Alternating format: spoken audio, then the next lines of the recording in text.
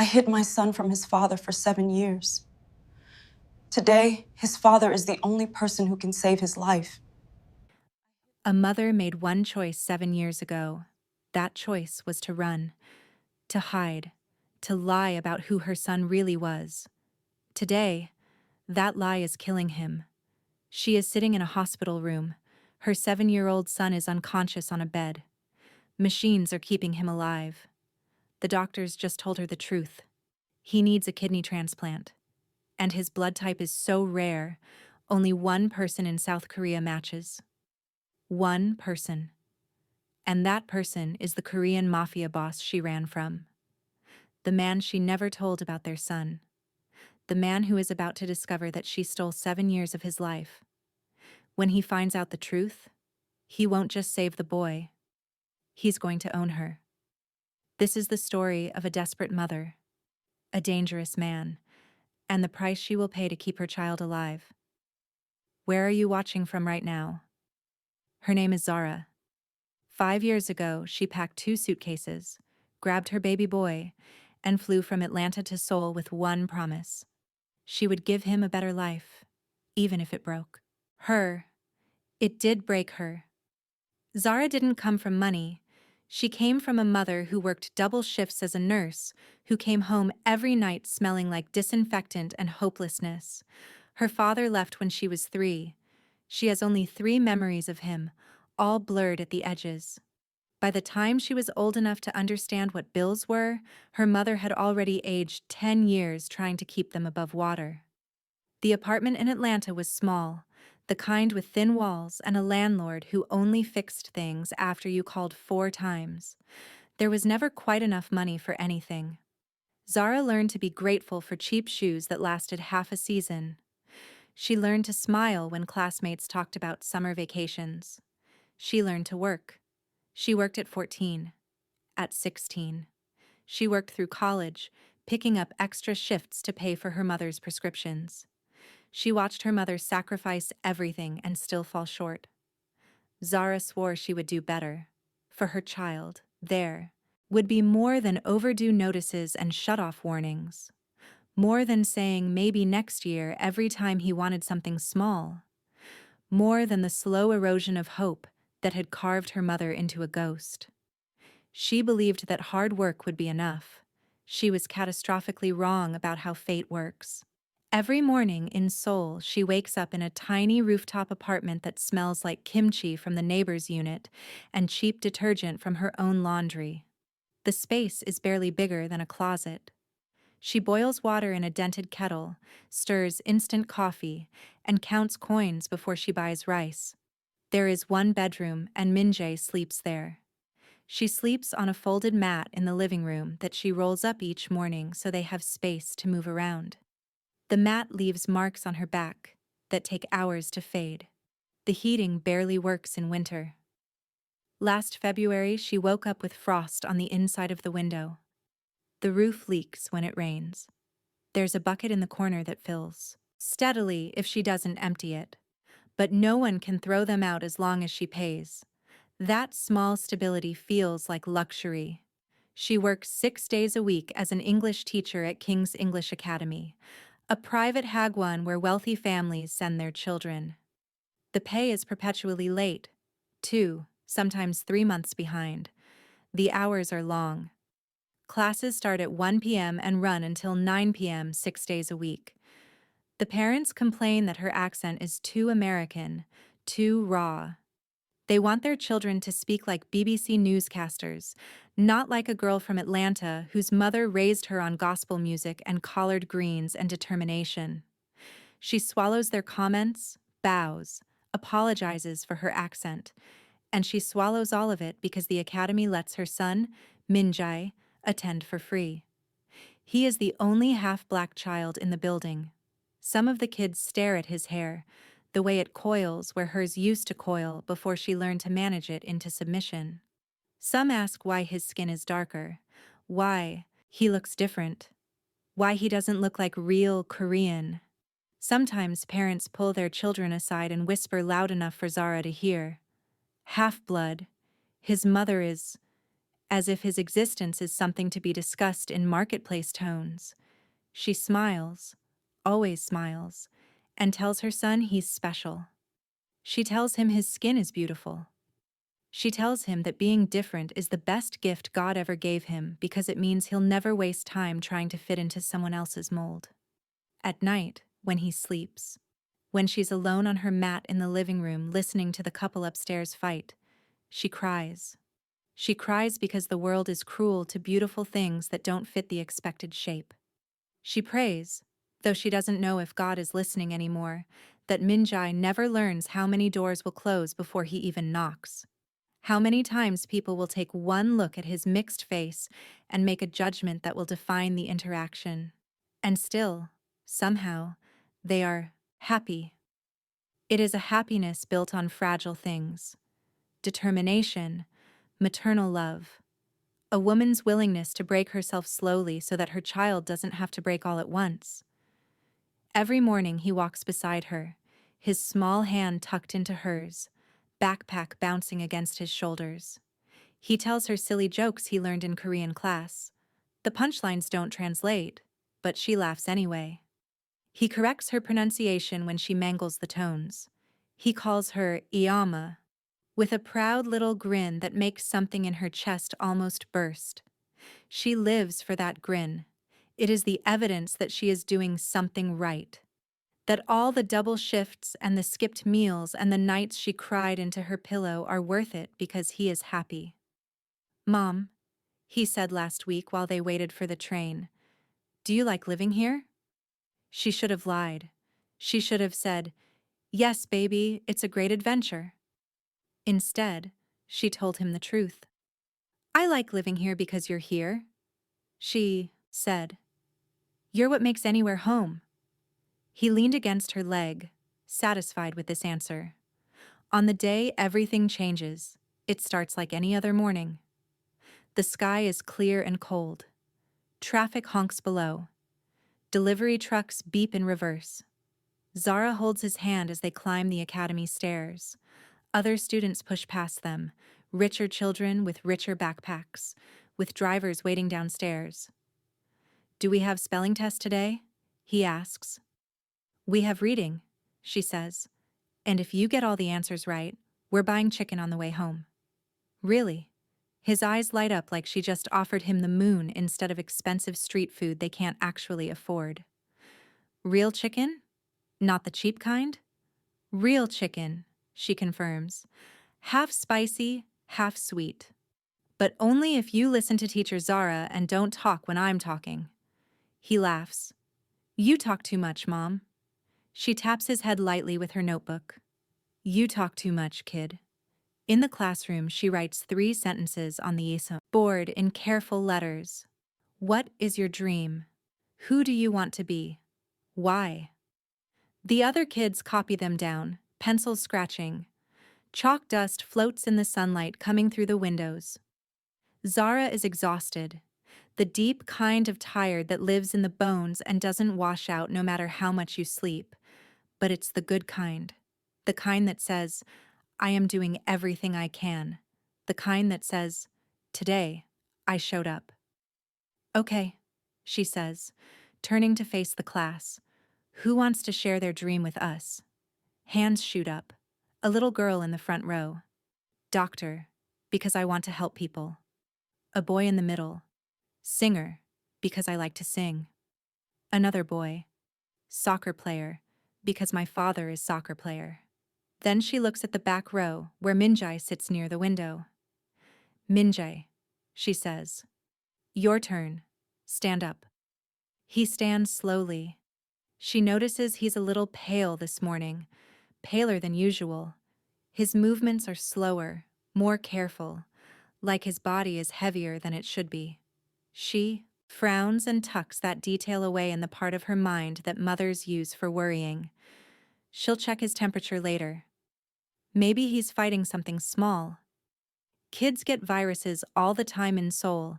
The city is close. Everyone is pressed against everyone else, and illness travels like gossip. "What is your dream?" she asks him. He looks at her for a long moment. The other kids start to whisper. Someone taps a pencil impatiently. My dream, he says in soft, careful English, each word pronounced like he's tasting them, is to make my mom happy forever. The class erupts in awes. A few kids giggle. Someone in the back mutters something in Korean that makes the other boys laugh. Zara's throat closes. Her eyes burn. She laughs to cover the sting and wipes her eyes with the back of her hand. That's beautiful, Minjai, she says. Her voice comes out thick. Sit down, baby. You already make me happy. He smiles. A real smile, the one she lives for, and turns to sit back down. The smile doesn't finish. His eyes go unfocused. His knees buckle. For a moment he stands there, swaying slightly like he's fighting to stay upright. Minjai, she says. He sways again. Minjai, she shouts. He crashes to the floor. The sound is wrong, too heavy for such a small body. It is the sound of something breaking. Desks scrape as kids jump back. Children scream.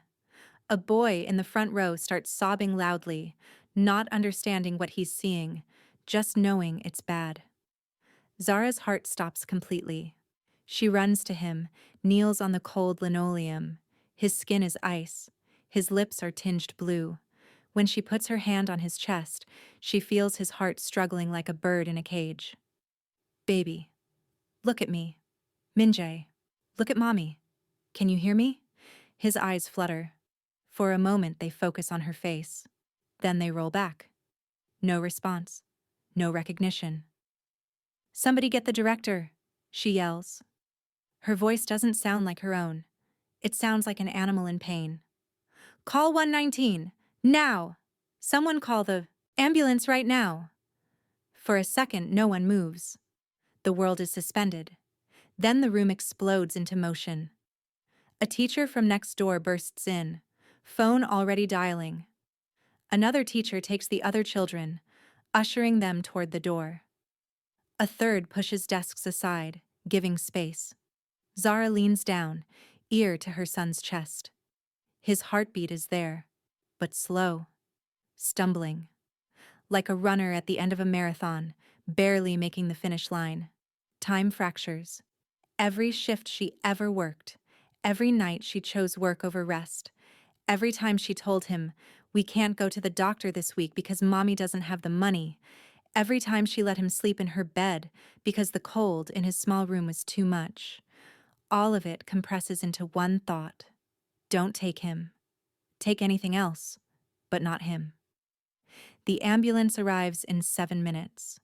She holds his hand the whole way, whispering prayers in English and broken Korean, bargaining with a God she isn't sure is listening anymore. If you save him, I will work harder. I will never sleep again if that's what it takes. I will never complain again. I will do anything. Please, just don't take him. Please, I am begging you. Please don't take my baby. In the emergency room, nurses cut his shirt open.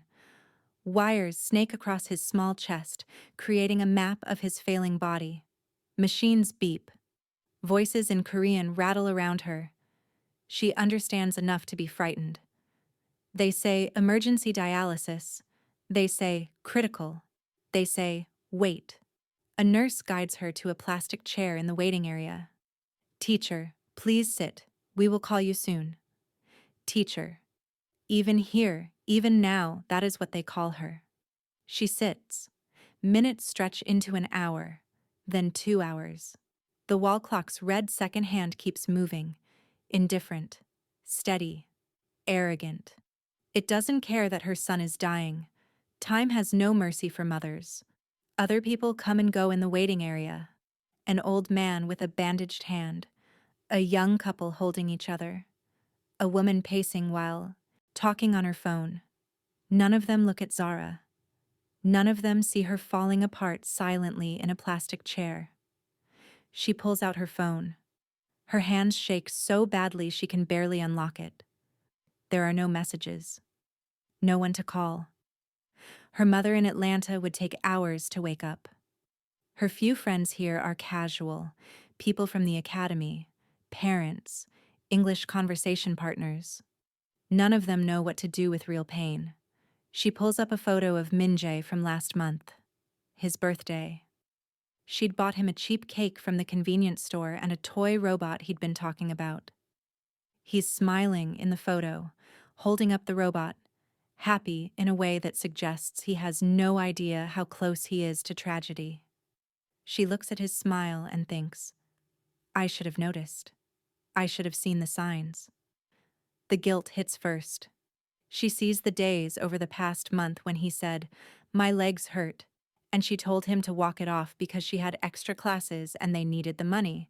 The nights he fell asleep at the table while doing homework, and she laughed and carried him to bed instead of asking a doctor why he was suddenly so exhausted. The way he asked for water constantly and she told him to drink less before bed because the bathroom was cold. "This is my fault," she whispers to the empty chair next to her. "I should have seen it."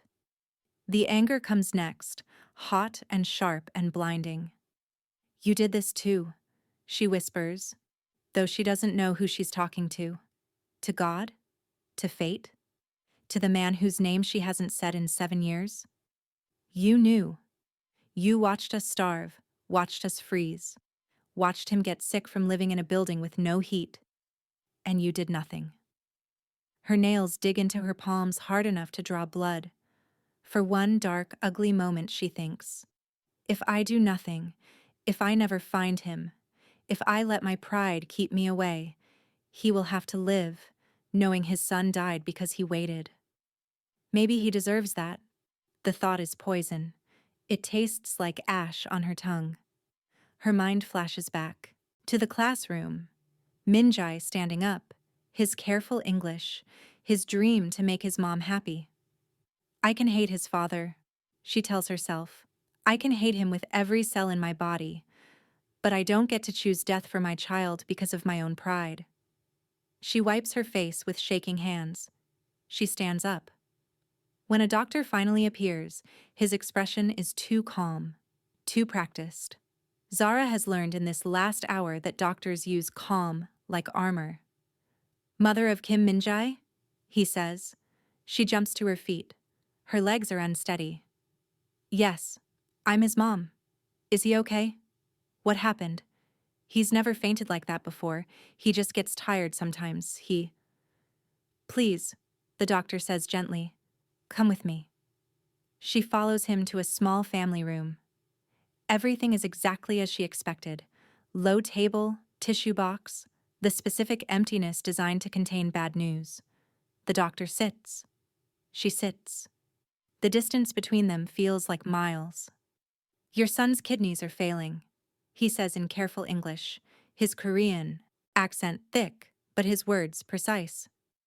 "We have run multiple tests, ultrasound, blood work, urinalysis. This is not new. It has been getting worse for some time." Zara blinks. "Kidneys? No, that can't be. He's 7. He runs, he plays. He just gets tired sometimes. He's fine." "He is not fine," the doctor answers, his tone kind but firm. "His kidneys are working at less than 15% capacity. Right now we have him on emergency dialysis. That is temporary. That is a bridge, not a solution." "Okay," she says quickly. "So you fix them. You give him medicine. You do surgery, right? You're a big hospital. Modern. You can fix it." "Medicine will not be enough," the doctor says. "Your son needs a transplant, a new kidney. Without it, he will not survive beyond the next month." The room tilts. She grips the edge of the table so she doesn't fall. The world spins. The fluorescent lights are too bright, too sharp, cutting her into pieces. "A transplant," she repeats. "Okay, we'll do that. Where do I sign? Put me on the list. Take mine. I don't care. I don't need both kidneys. Test me. Now. Today. Right now. I'll give him one of mine." The doctor hesitates. He has delivered this news to hundreds of parents. He knows what comes next. "We have already tested you, Mother," he says gently. During the emergency intake, we ran routine blood work. Your blood type does not match your son's. His is very rare. How rare? She asks. Raw null, the doctor says. It is an extremely rare phenotype. In this country, in our entire database, we have found one perfect match. Silence falls between them like a guillotine. One, she repeats. He nods. Yes, one adult male, age 34. He registered in our database 7 years ago after a car accident. We have his information on file. He pauses. She can feel what's coming before he says it. His name is Han Jun Seok, the doctor says quietly. Zara stops breathing. The room goes white. She knows that name. Not like a stranger's name. Not like something she heard once and forgot. That name is a wound that never healed. That name is a memory she tried to kill with distance and time and deliberate forgetting. That name is the only thing she ran from Korea to escape. That name is Jun. In her mind, she is suddenly back in his tiny apartment kitchen. She is 22.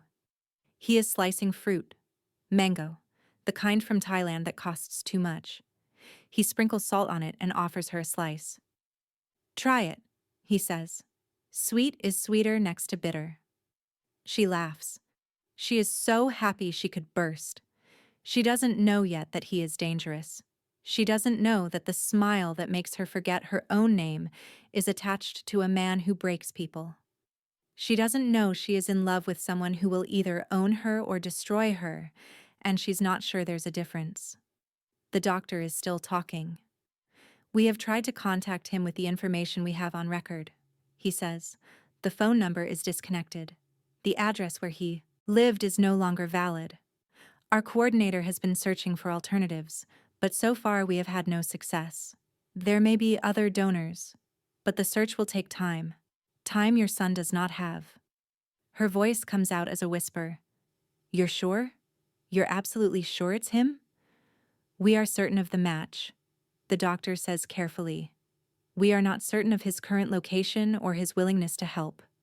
How long? She asks. If we can't find him, how long does Minjai have? The doctor does not look away. With emergency dialysis, we can buy time, he says, but dialysis is not a permanent solution. It is a stopgap. Eventually, his body will deteriorate. His organs will begin to fail one by one, and then he doesn't need to finish. She understands. 3 weeks? She asks. Possibly, if he deteriorates faster than expected, perhaps 2 weeks. 3 weeks. 21 days. She nods once, like she understands, but nothing really makes sense. The numbers don't fit in her head. They slide around like she's trying to hold water in her hands. She stands up mechanically. Thank you, doctor.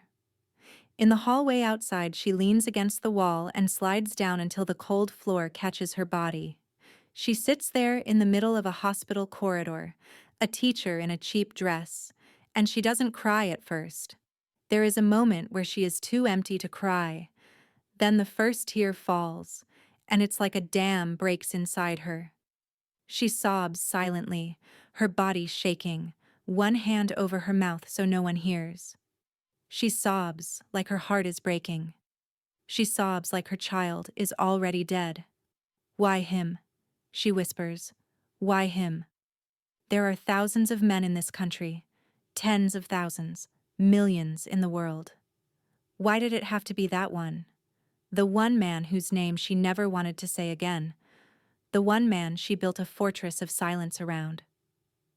CTA. If you were in her place, would you go to the man you fear most to save your child?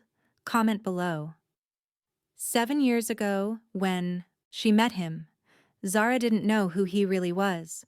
She was 22 and new to Korea on a student visa, determined to teach English and save money and build a life that was different from her mother's.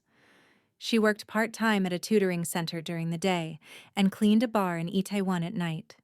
She was exhausted and lonely, and so homesick she sometimes cried in the bathroom at work, pressing her fist against her mouth so no one heard. The bar was called Eclipse.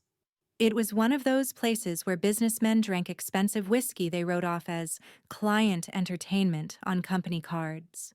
She wiped tables, collected glasses, and pretended to be invisible. She became very good at being invisible. He came in one rainy Tuesday night in March.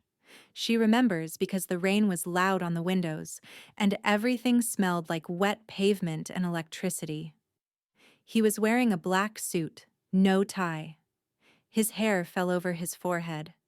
He had dark eyes that looked tired, like he'd seen things that exhausted him. He sat at the end of the bar and ordered a single drink from the bartender. Whiskey. Neat. No ice. When Zara brought it to him, he looked at her like she was the first real thing he'd seen all week. "Your Korean is pretty good," he said in perfect English. His accent was faint, almost gone. For a foreigner. "My Korean is terrible," she replied, turning the cloth in her hands nervously. "Your English is scary." He smiled. "I studied abroad." "Where are you from?" "Atlanta," she said. "How long have you been here?" 2 months, she said. 2 months and a lifetime. "Welcome to the chaos," he said, lifting his glass. He came back the next night, and the night after that. He became a regular. He never drank more than 1 glass. He never got loud. He never touched her in inappropriate ways. He just noticed her. He noticed when her feet hurt and she was limping slightly. He noticed when she was too tired to smile. He noticed when she cut her hair and said, "It looks good," like he meant it. He asked about her mother, her childhood, her dreams of being a real teacher, and not just a hag one disposable. He never told her much about his work. She assumed he was some kind of businessman. Everyone in a suit was something generic and safe in her mind. He asked her name the second week. "Zara," she said. "It means blooming flower in Arabic. My mom loved that. She said it was the only exotic thing I had." "Blooming flower," he repeated. "That fits." She liked when he said her name. It made her feel less invisible. The first time she brought him something without him asking. A plate of snacks from the bartender. Complimentary. He looked surprised. "You thought of me?" he asked. "The bartender said it's slow tonight," she lied. "You looked hungry." He smiled slowly. "Next time I'll buy you dinner after your shift," he said. She found out who he really was the night a man stumbled into the bar with blood soaking through his shirt and everyone else pretended not to see. It was 2 a.m. The bar was winding down. Jun was in his usual seat, reading something on his phone. The bleeding man fell through the door, caught himself on a table, left red prints everywhere. The bartender didn't look up. The waiters froze. 2 customers who had been talking stood up and left without paying. Jun lifted his head. The room changed. It wasn't dramatic. He didn't stand up suddenly or shout. He simply put down his phone, closed his eyes for one breath, and when he opened them again, something switched off inside him. Something human switched off. He stood, moved, spoke in rapid Korean that Zara only partially understood. Who? When? Why? How much? His voice was different. Colder. Older. He pressed his hand over the bleeding man's wound and gave orders on the phone that made the bartender's hands shake. Within 5 minutes, the man was gone. A car had pulled up to the back. Men in dark clothes had appeared and vanished. It was like watching a stage. On production. Everything choreographed, everyone knowing their part. Jun came back inside, wiped his hands on a napkin, and sat down like nothing had happened. Zara was shaking. "I'm sorry you saw that," he said quietly. He didn't apologize for what happened, just for her having to witness it. It's not usually so obvious. Who are you? She whispered. He was quiet for a long moment. Someone who has made a lot of choices I'm not proud of, he said. Someone who got good at things he never wanted to be good at. Are you going to hurt me? She asked. He looked genuinely sad. No, he said. Never. She didn't believe him. She should have left right then. Instead, when her shift ended, she found him waiting in the alley behind the bar. It was still raining. His scarf was wrapped around his neck. There was a small stain on his sleeve. Blood, she realized with horror. But he moved like nothing was wrong. You should go home, he said. It's late. Who was that? She asked. What happened? He hesitated. For a moment she could see him deciding whether to lie or tell the truth. Someone who owed me more than he could pay, he said finally. Someone who made a mistake. And you hurt him, she said. Yes, he said. I did. She should have run.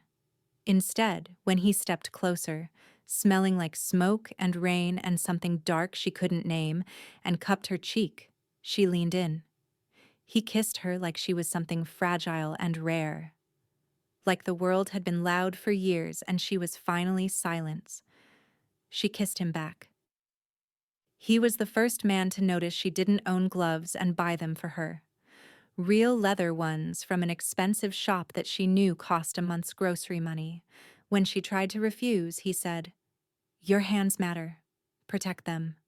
He was the first man to show up with medicine when she was sick with the flu, sitting by her bed in the tiny studio apartment she rented, replacing her water bottle, not leaving until her fever broke. He was the first man to tell her she deserved more than tips in a bar and the exhaustion of working 2 jobs. And he was the first man who truly, deeply scared her.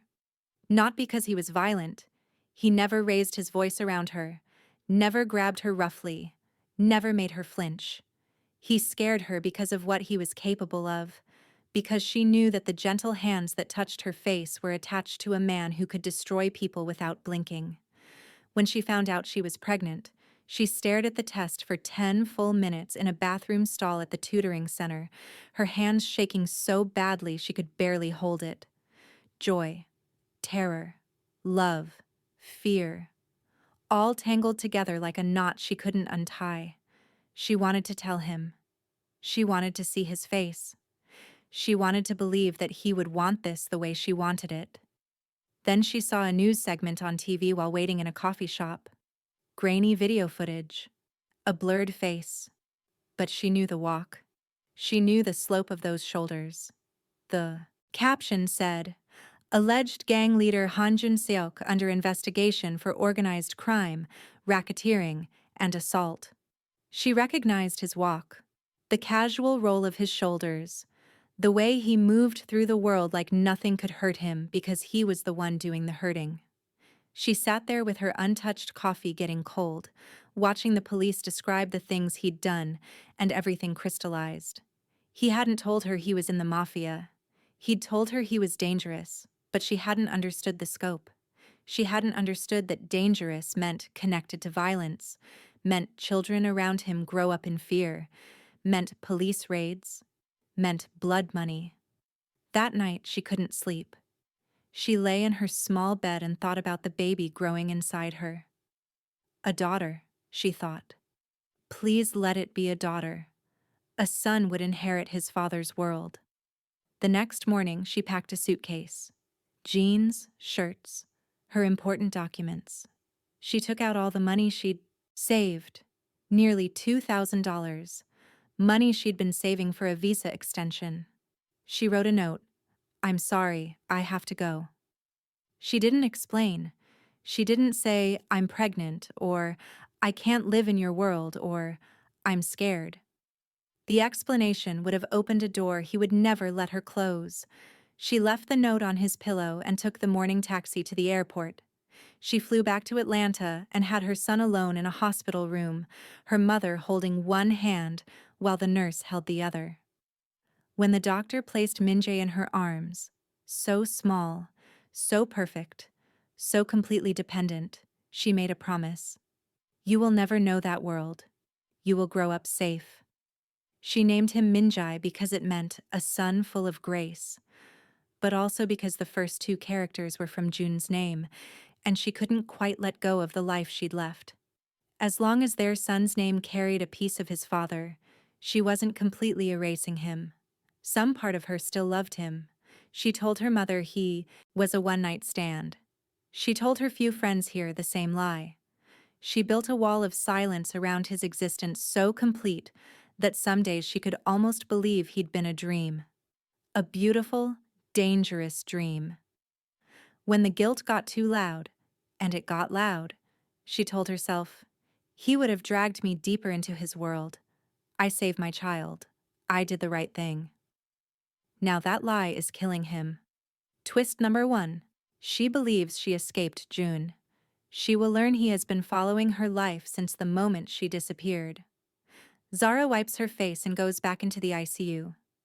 Min-jae is small and fragile against the white sheets. The machines beep quietly, steadily, like a countdown timer. His chest rises and falls with mechanical assistance. Tubes carry medication into his body. Electrodes chart the slow failure of his organs. She grips the rail of his bed. Her knuckles go white. I'm going to fix this, she whispers. I don't know how. I don't know if I can, but I will. She doesn't have June's number anymore, but power leaves footprints. At the academy, one family stands out. Their son always gets picked up in a sleek black car that idles quietly with the engine running. The driver wears a suit. The director bows extra low when they come.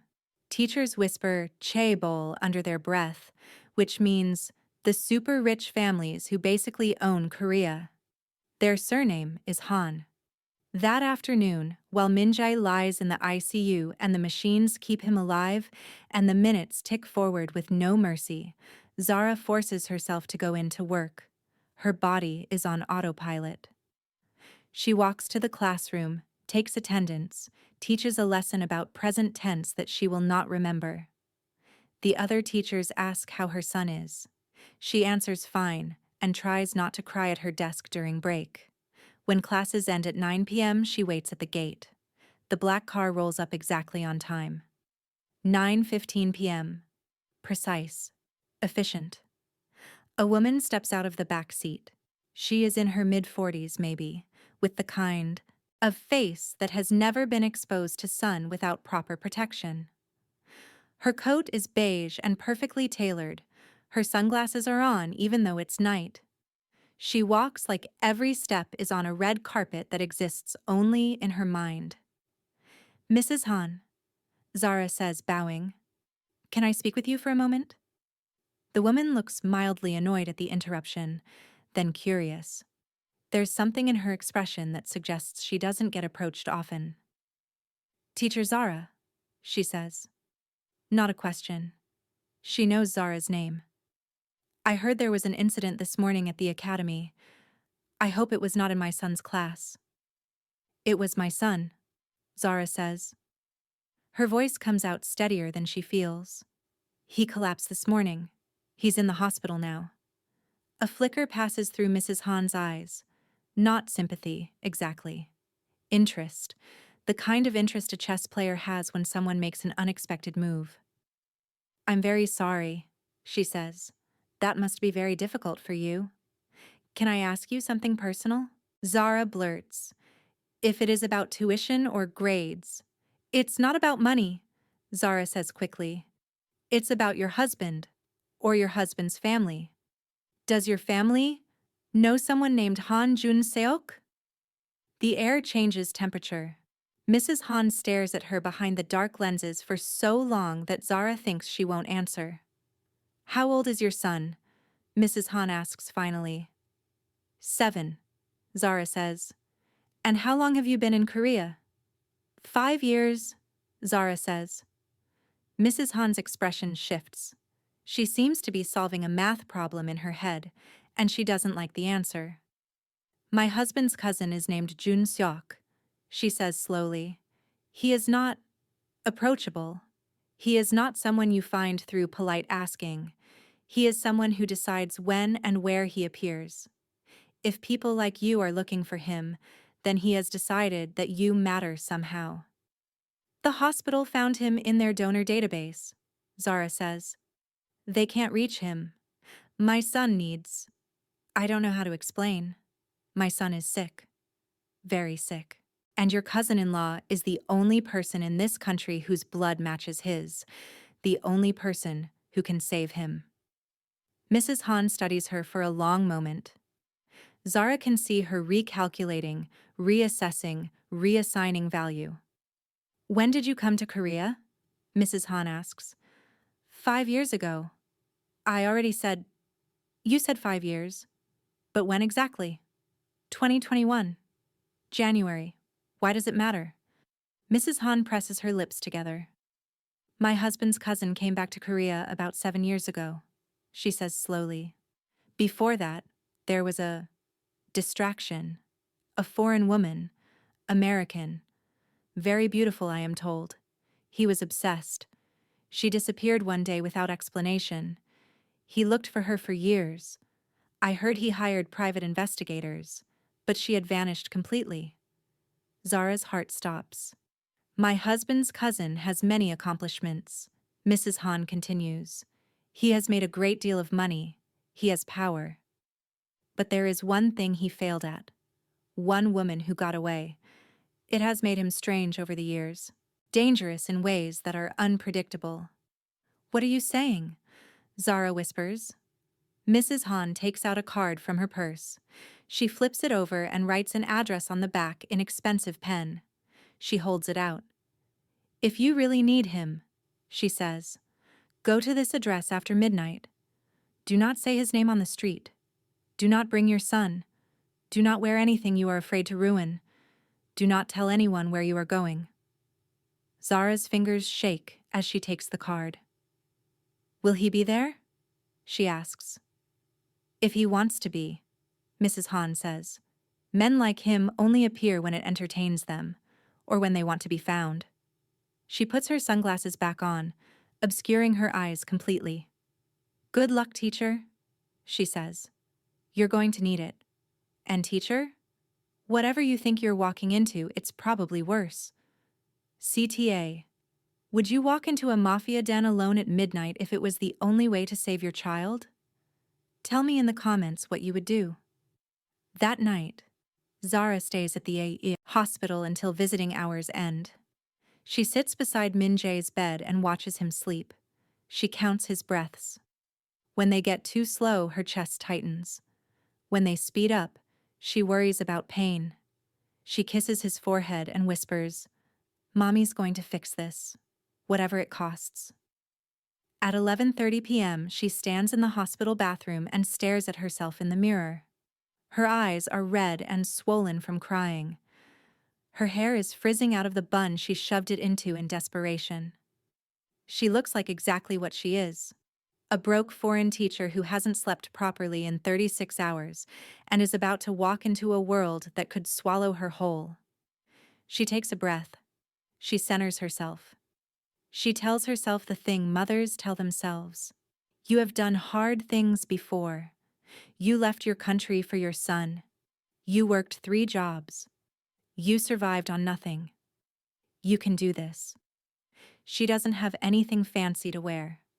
She puts on her cleanest black dress, the one she bought years ago for, parent-teacher conferences, back when she thought clean and modest would show respect. It suddenly looks cheap, but it's clean, and that will have to be enough. She adds a coat that is too thin for the night air but is the warmest thing she owns. It's wool, from the second-hand shop, and it makes her feel slightly less vulnerable. She takes the last subway train. The address on the card leads her to a narrow alley in the wealthy part of the city. The kind of place where power breathes differently. Neon signs buzz overhead like insects. The street smells like cigarettes and frying oil and gasoline and money. Everything here costs more than she makes in a month. At the very end of the alley is a plain metal door with no sign, no indication of what is inside. Just a door, black and unmarked. Two men in perfect suits flank it, smoking. They are both very large. The suits probably cost more than Zara makes in a year. Her heart thunders in her throat. One of them looks at her as she approaches. "Where are you going?" he asks in Korean. Zara's throat is dry, but her voice is steady. "I'm looking for Han Jun-seok," she says in Korean. "I was told to come here." Both men go absolutely still. "You shouldn't say that name here," the taller one says. His voice is flat. "Who told you to come?" "A parent from my academy," she answers. "Her son is in my class. She said that if I really needed to find Jun-seok, I should come here." The shorter man looks amused, like this is the most entertaining thing that's happened to him all week. "Teacher," he says in Korean, "you speak Korean well." "Not enough," she says, "but I speak English. I teach it." He smiles. Boss likes teachers. He opens the door without asking for further explanation. Inside, Zara's senses are overwhelmed. Bass vibrates under her feet. Music so low you feel it in your bones. Smoke hangs in the air. Perfume. Alcohol. Bodies pressed close. The lights are low and colored red and blue, casting everything in an underwater quality. A bar glows along one wall, all glass and amber liquid. Men in suits drink. Women in dresses that shine like metal lean close to their ears. Everyone here is beautiful. Everyone here looks dangerous. Everyone here belongs to this world in a way Zara never will. She feels like she's walked through a door into someone else's nightmare or dream. She can't tell which is which anymore. A waitress appears beside her without warning. "Come," the woman says in English. "Boss is expecting you." Zara's blood runs cold. He's expecting her. He knew she was coming. The waitress leads her up narrow stairs to a mezzanine level. At the far end, in a private corner surrounded by shadows, a low table is occupied by a group of men in suits. Money sits at that table. Power sits at that table. Violence sits at that table like an invited guest. In the center of the group, a man leans back with the relaxed stillness of someone who has never been afraid of anything in his entire life. His hair is shorter than she remembers. His jaw is sharper. His hands, when she sees them, have silver scars running across the knuckles.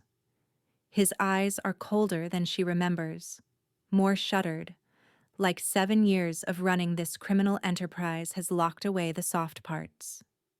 Jun.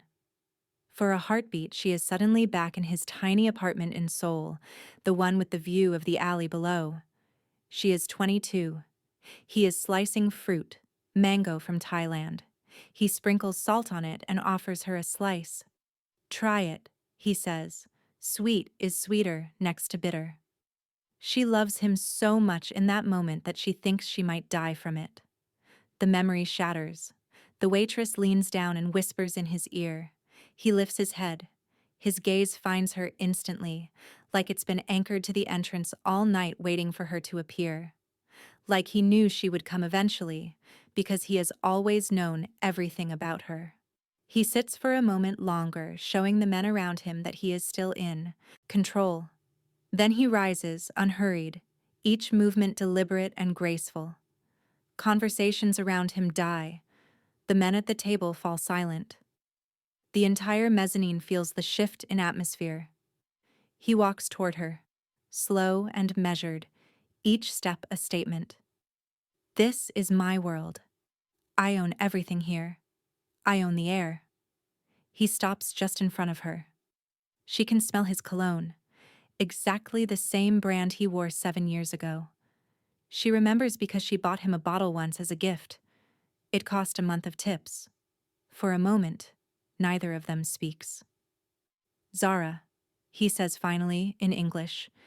His voice is softer than she expected. "You took your time." Her knees almost buckle. "How did you?" she starts to say.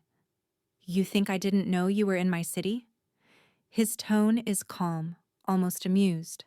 Only his eyes are sharp. You think I didn't know you were pregnant? The world tilts. She swallows hard. I didn't want you to know. He leans in, his lips almost brushing her ear. When he speaks, his voice is soft, enough that only she can hear. Then you should have stayed in Atlanta, he says. You should not have come back to my country, to my streets, to my academy. He pulls back enough to see her face clearly. You came to me because you have no other choice, he says, so don't pretend you're here by accident. Her breath catches. He already knows. He has always known. He has known about her and the child for years. She thought she was hiding. She was always in reach. She thought she was free for 7 years. She was never free. Is this love, obsession, or a cage? Comment what you think. He gestures to the couch with an easy movement. Sit, he says. Her legs obey before her brain catches up. She sits down on soft leather that probably costs more than her entire apartment. The men who had been sitting at the table with him melt away like smoke, giving them privacy. June takes a seat across from her, maintaining distance. It is a calculated move, close enough to maintain power, far enough to make her feel the separation. How long? She asks. How long have you known? He pours himself a drink from a bottle on the table. Not the cheap stuff. This is expensive whiskey. The kind businessmen drink. The kind that marks you as someone with money. He takes a sip and holds her gaze over the rim of the glass. 5 years, he says. She stares. I left 7 years ago. It took me 2 years to find you, he says. His voice is calm. This is a fact to him, like the weather. You hid well, Zara. You were very clever. New country, new passport, new job, 2 jobs. You changed your name in some systems, not all of them. Her stomach churns. You were looking for me? She asks. You disappeared with my child, he says simply. What did you expect me to do? Drink my whiskey and move on? Pretend you never existed? He sets down the glass. I found you in Atlanta, he continues. Small apartment in a bad neighborhood. No car. 2 jobs, tutoring center during the day, waitressing at night. Your mother helping with the baby. You were tired all the time. He says it like he's reading a file, not describing the hardest years of her life. When you came back to Korea 5 years ago, I made some calls, he says. King's English Academy needed a foreign teacher. Your visa situation was messy. I fixed it with a phone call. Your landlord wanted to raise your rent because the neighborhood was improving. I paid the difference. The director wanted to put Minjae in a different building because of space. I suggested it would be unwise. Her blood runs cold. All those times things went right for me. She whispers. It was you. Every time you thought the universe was being kind, he says softly, it was me.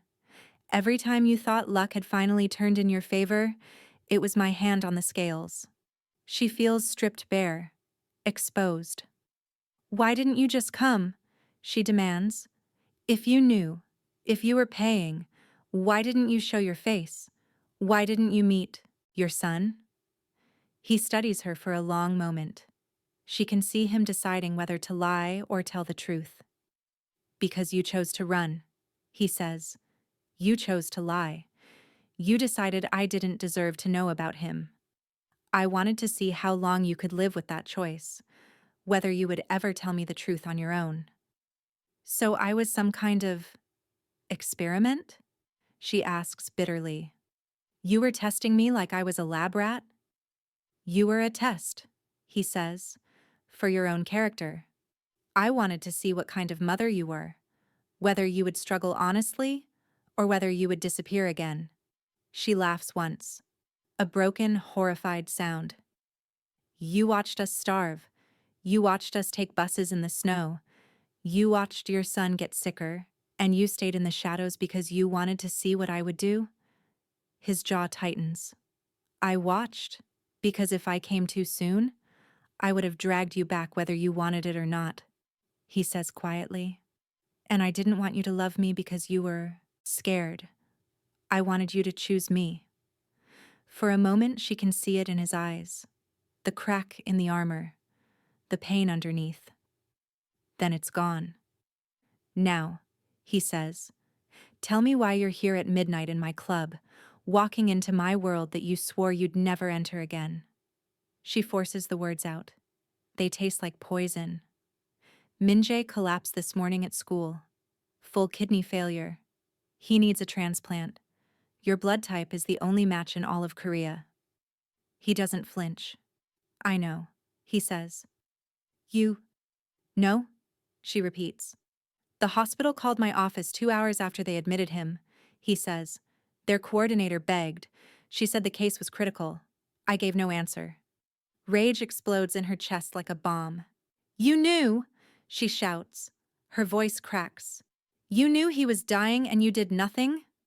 Doing nothing brought you here, he says. If I had said yes immediately, you would have taken my kidney, taken my son, and disappeared again. I wanted to see if you would look me in the eye and ask. You're a monster, she whispers. Possibly, he says, but I am a monster who loves his son. He stands, moves closer, stands over her. The position is deliberately threatening. You took 7 years from me, he says. 7 birthdays, 7 first days of school, 7 nights reading him to sleep, 7 chances to teach him to be strong. You stole those without asking. I was trying to protect him from you, she says. From your world. From violence and blood and... From what? He interrupts. Protect him into a hospital bed? How did that work out, Zara? Tears spill down her cheeks. I hate you, she whispers. I hate you for watching. I hate you for waiting. I hate you for making this a game. I know, he says. I can live with hate. She wants to hit him. She wants to claw his face. She wants to scream. Instead, she drops to her knees on the plush carpet. Gasps ripple from the shadows where his men are watching. She doesn't care. She bows her head so low it almost touches his shoes. Please, she whispers. He's just a little boy. He doesn't deserve this. Please, Jun. Save him. I'm begging you. Save our son. For a long moment he says nothing. She hears only her own ragged breathing and the distant bass of the music downstairs. Stand up, he says finally. She doesn't move. I said stand up. Steel edges his tone. Now. She forces herself up. Her legs are numb. Her hands are shaking so badly they're barely functional. He nods to one of his men, who appears from the shadows. Call the hospital, he says in Korean. Tell them I will do the donor tests. Full workup. Priority. I don't care what time it is. Wake them up if you have to. Hope slams into her so hard she almost falls. Thank you, she sobs. Jun, thank you. He lifts a hand. I didn't say it was free, he says. Her stomach drops. Of course, she says quickly. I can pay something. I'll work more hours. You can't afford me, he says, almost amused by the suggestion. No teacher in Seoul can afford what I'm worth. Then what do you want? She asks. He studies her for a long, heavy moment. She can see him wrestling with himself, deciding what price he will demand. What I wanted, he says finally, was 7 years with my son. 7 birthdays, 7 first days of school, 7 nights hearing him breathe under my roof. You can't give me that back. I know, she whispers.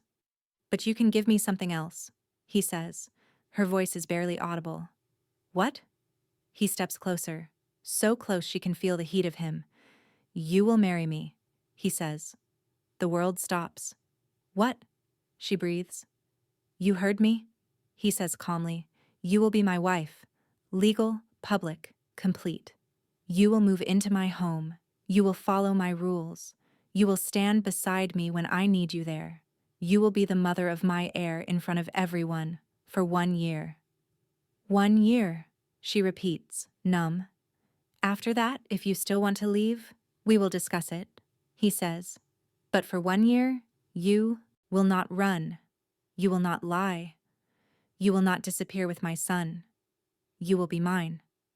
She laughs once, high and shattered. You can't just buy me like some commodity. I'm not buying you, he says. I'm reclaiming what's mine, my son, and the woman who thought she could steal him without consequences. I left because you're dangerous, she says, because your world kills people. You want me to walk back into that and smile?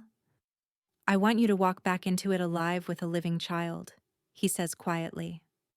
Your alternative is walking back into that hospital, holding his hand, and watching him die while you try to find another match that doesn't exist. Her lungs burn. If she says no, she keeps the last piece of herself that isn't marked by him. And she buries her child. If she says yes, she saves her son. And she gives the most dangerous man she knows exactly what he's always wanted. Her under his roof, under his name, under his control. There is no choice. I hate you, she whispers. I can live with that, he says. He pulls a pen from his jacket. Not a cheap pen. This one is expensive, probably worth more than a week of her salary. He holds it out. So, he says softly, will you marry me? Her hand shakes as she takes the pen. Yes, she says.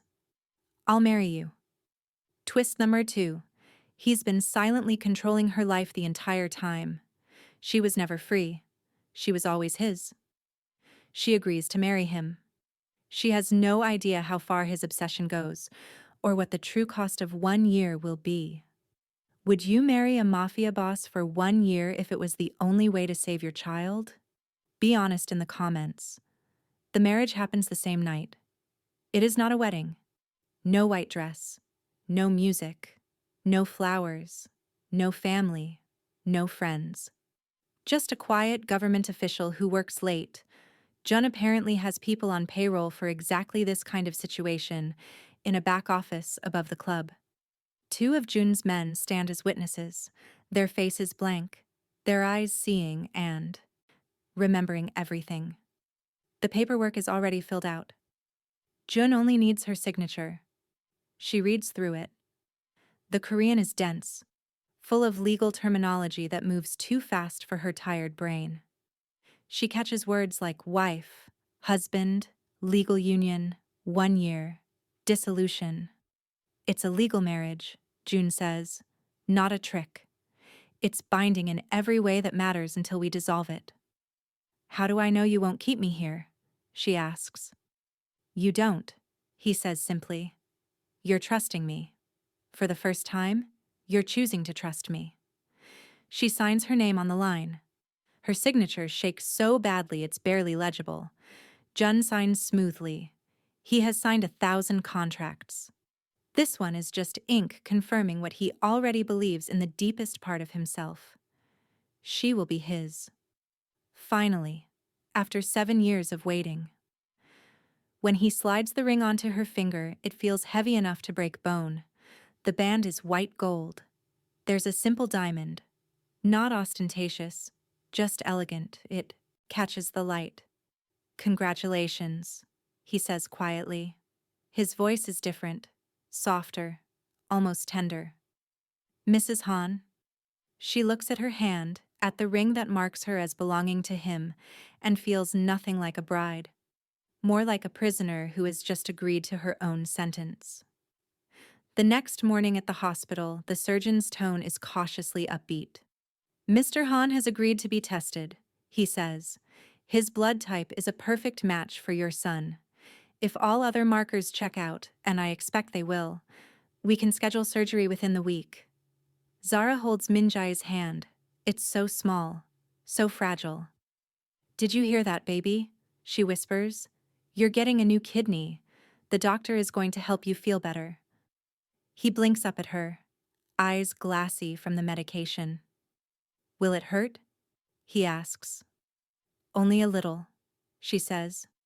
And then you'll be able to run again. You'll be able to go to school. You'll be able to live. Will Daddy come? He asks suddenly. The word punches through her. What? She says. In class they talk about daddies, he says sleepily. I told them my daddy is in America, in Atlanta, with Grandma, but sometimes you look sad when I say that. Is he somewhere else? Her throat closes. He's here now, she manages. He's helping the doctors. She can't say more yet. She's not ready to explain that his father is the man she's now legally bound to. That she signed a contract last night that makes her property in every legal sense. That nothing is simple anymore. That night, June comes to her tiny apartment for the first and last time. He stands in the doorway for a moment, taking it in. The entire space is smaller than his office. The furniture is secondhand. The children's books are stacked against the wall because there's no shelf space. He walks through slowly, like he's memorizing every detail of the poverty she's lived in. The cracks in the plaster, the thin walls, the window that doesn't seal properly and lets in the cold. He stops at a photo of Minjae pinned to the wall. The boy is 3 years old, laughing on a park bench, reaching up toward the clouds like he thinks he can touch them. When was this? He asks. Before, she says. Before everything got hard. He doesn't comment. He moves on. He stops at her bedroom door, looks at the small bed she's been sleeping in alone. There's a stuffed animal on the pillow. A worn bear that belonged to her mother, then her, now sometimes her son. You'll pack your things tomorrow, he says finally. You're moving into my house. What? She stares at him. The surgery. We'll proceed, he says. But you won't wait for it in this place. You're my wife. You'll be in my home. Minjae is at the hospital, she says. I need to be with him. He's terrified. He needs his mother. The hospital has nurses, he says coolly. You will have drivers, staff, a closet that closes properly, a bed that doesn't sag. Try to see this as an upgrade. I don't care about closets. She snaps. My son is sick. He's terrified. He needs his mother. He considers her. Fine, he says. You can stay by his bed during the day. You can hold his hand. You can read to him. At night, you sleep in my house, in my bed. That wasn't part of the deal, she says. I said you'd be my wife, he replies. Wives sleep with their husbands. She swallows hard.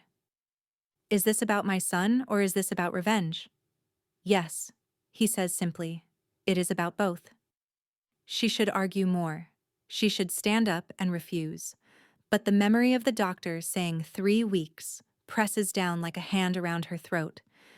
And she knows that if she pushes him, if she makes him angry, he could decide that Minjae isn't his problem anymore. She is a trapped animal, and they both know it. Okay, she whispers.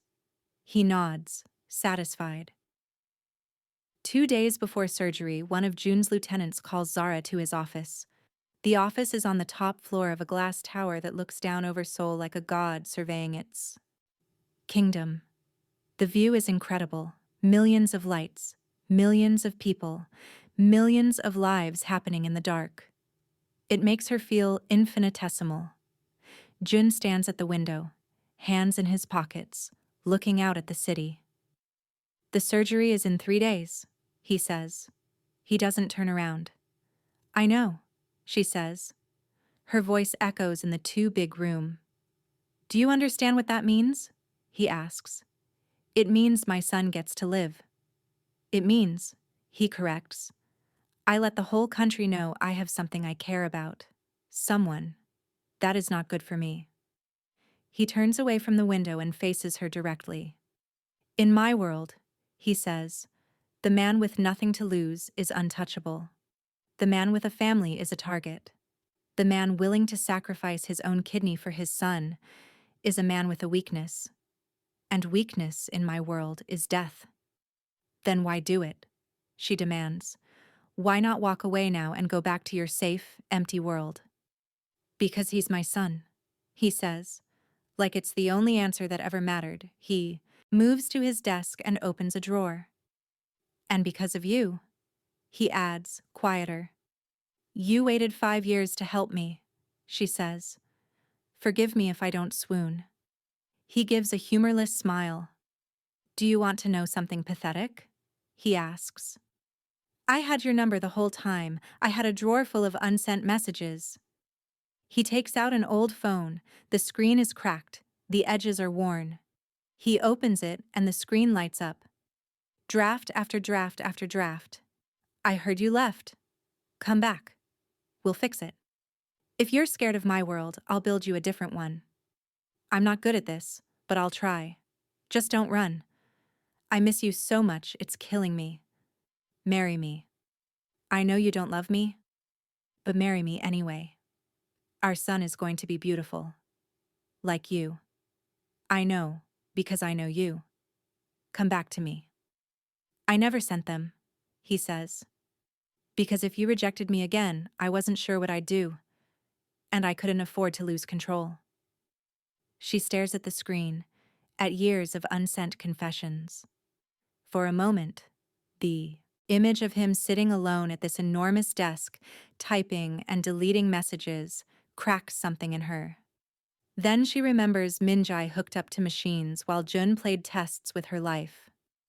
You're good at regret, she says. You're slower at action. He accepts the hit without flinching. That's changing, he says. The doctors will take my kidney. My men think I'm insane. My enemies will think I've gone soft. But that's the price. For him? She asks. For both of you, he admits, but mostly for him. He's not just saving his son, he's sacrificing his entire position. In his world, weakness is fatal. He chooses it anyway. The night before surgery, Zara sits by Minjae's bed and talks until her voice is hoarse. She tells him stories about Atlanta, about his grandmother who works as a nurse, and has the most powerful hands Zara has ever felt. Hands that have touched thousands of sick people and made them feel less alone, about the way he kicked inside her belly whenever she heard music, about the day he was born, and the nurse placed him in her arms and Zara understood, for the first time, that she would die for another person without hesitation. My love for you, she whispers, is the most honest thing I've ever felt. It's the only thing I've gotten right. Around 2 a.m., Jun slips into the room. He doesn't announce himself. He just appears, like a ghost, and stands at the foot of the bed for a long moment, just watching, just breathing in the same air as his son. Why are you here? Zara whispers. Because he might not wake up, Jun says quietly. I wanted to see him breathe, while he still can. He moves closer, reaches out, and gently smooths Minjae's hair back from his forehead. It's a tender gesture, the kind of touch that contradicts everything Zara knows about him. Sleep well, son, he murmurs in Korean. Tomorrow you'll be stronger than me, stronger than anything. He straightens. His face is carefully blank again. Come with me, he tells Zara.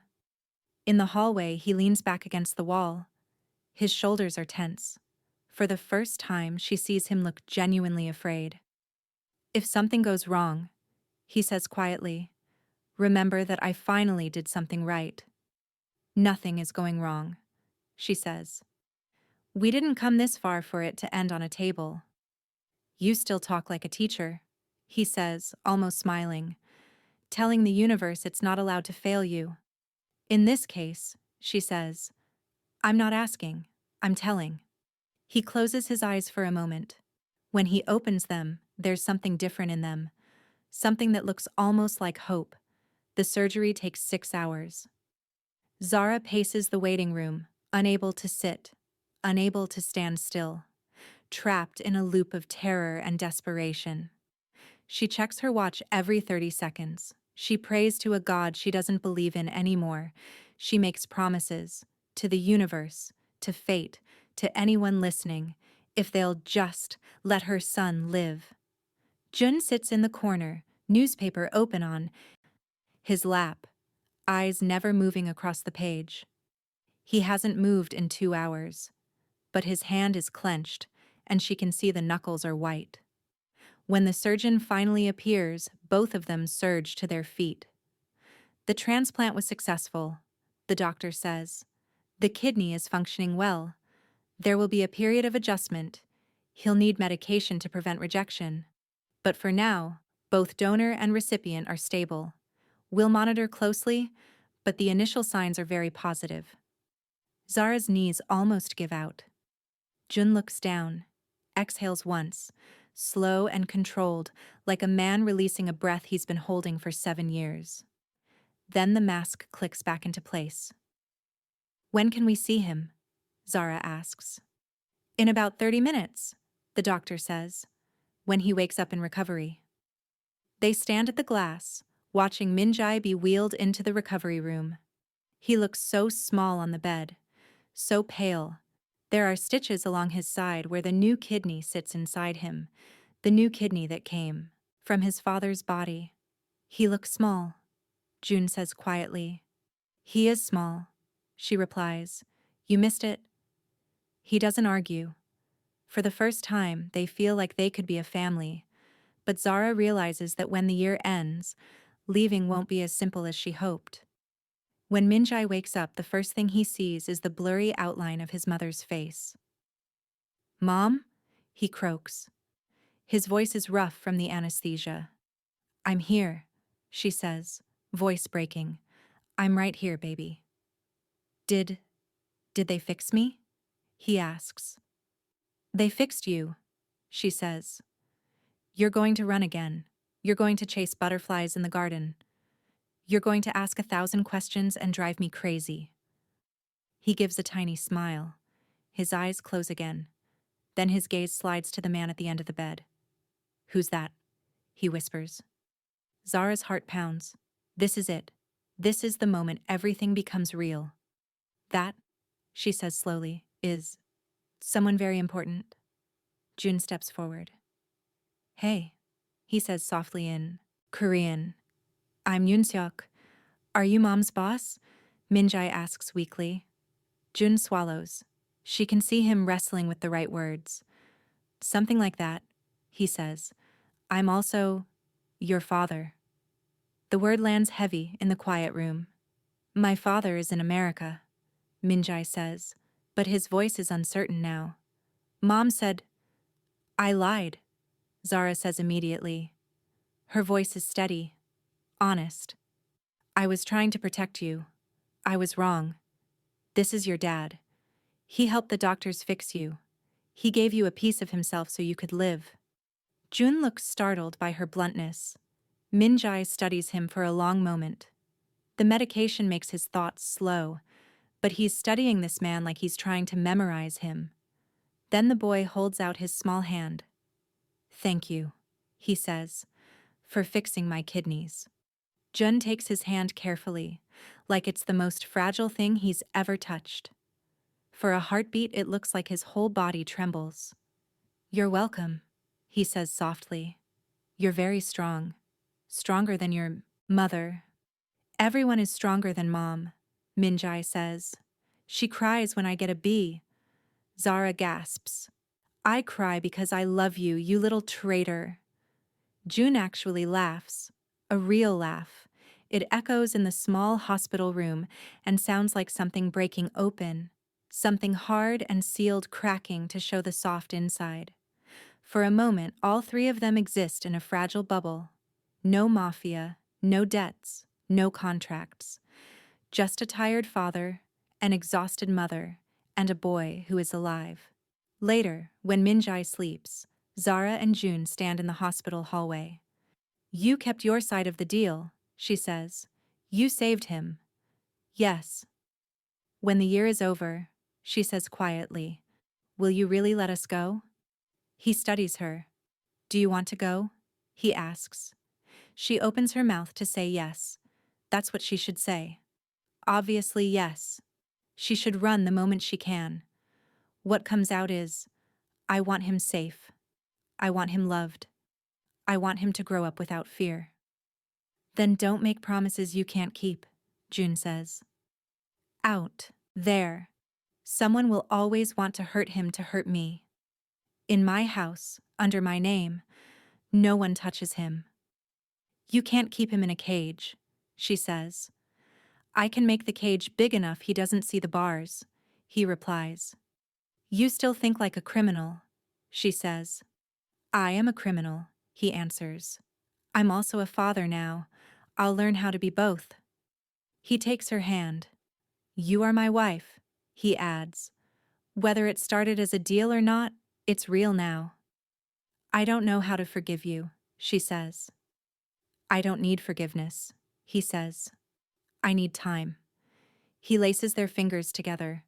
For once, she doesn't pull away.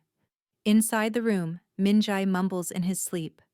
Both parents turn toward the sound at the same time. For the first time, they look like a team. 1 year passes. Min-jae is 8 now. He runs down long marble hallways, his laughter echoing off imported stone that costs more than Zara makes in a year. He practices martial arts kicks in the courtyard while June corrects his stance. Hands guiding, voice patient. He reads English stories at night tucked under Zara's arm while June sits nearby, listening to his mother teach his son. The scar along Min-jae's side is the only sign of what almost happened. June hasn't left the Mafia. Men like him don't retire. But he has shifted things quietly, deliberately. Less blood, more business. Enough violence remains that everyone remembers what he's capable of. But it's more controlled now, more strategic. One evening, Zara stands in the garden watching her son chase fireflies. Jun comes up beside her.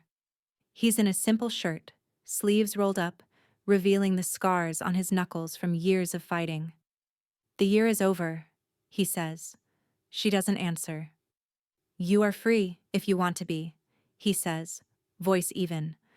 I won't stop you from taking him back to America. I won't use force. I will fight the world, not you. She turns to look at him.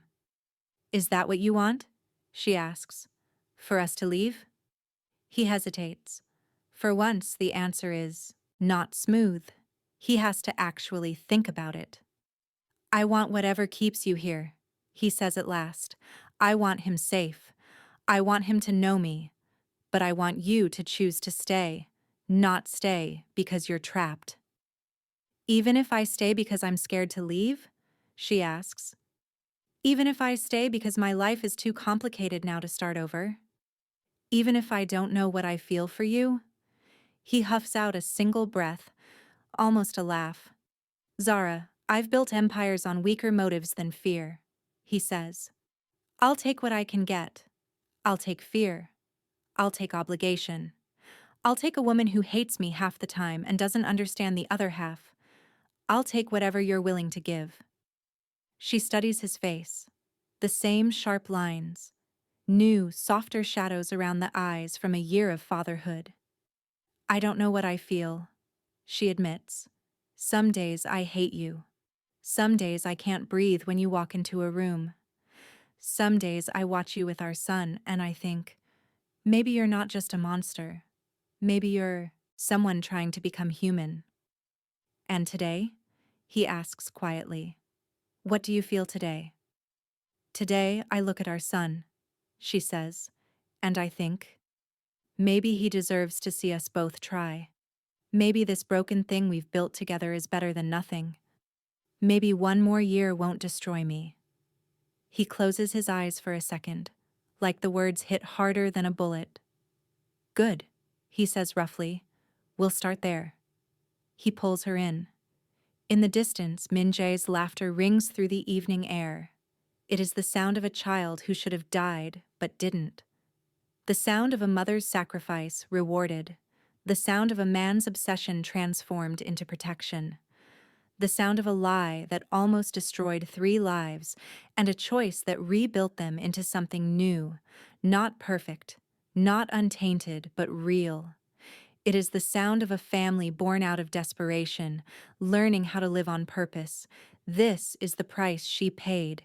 This is the life they bought. And this is only the beginning.